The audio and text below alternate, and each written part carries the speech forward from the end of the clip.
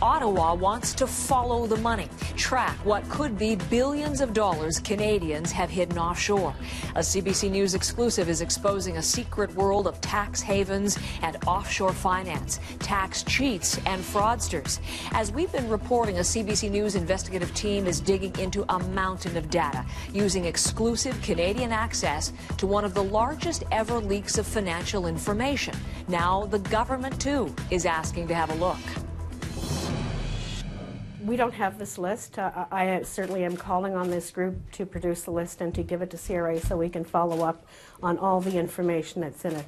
But I would say that this is a good day for Canadian taxpayers and it's a bad day for Canadian tax evaders.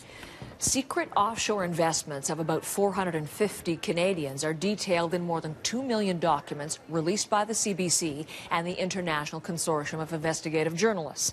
Offshore investments are not necessarily illegal, but using the secret accounts to evade taxes is.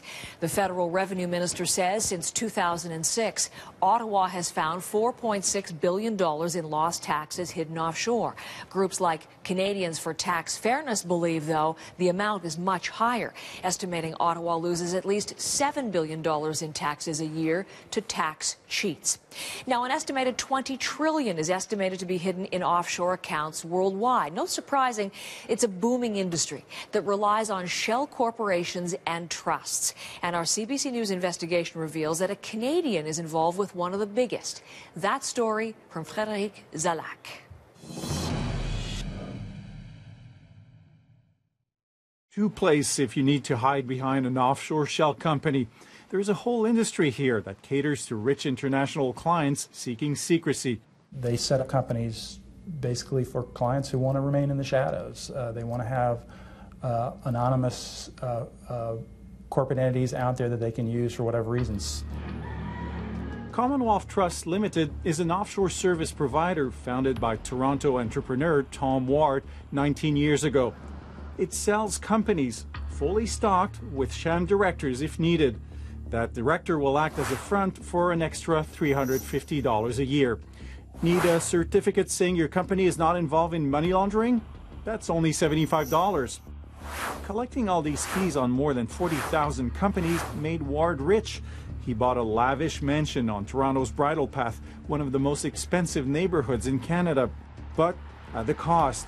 For years, his firm didn't really screen its clients. It relied on middlemen in other countries to do the vetting. It presents more risk. Bad business is not good for business, for anyone. This attracts more bad business.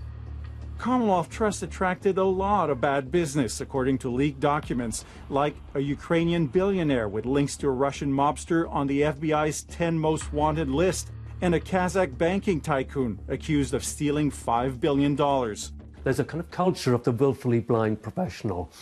We need to break that.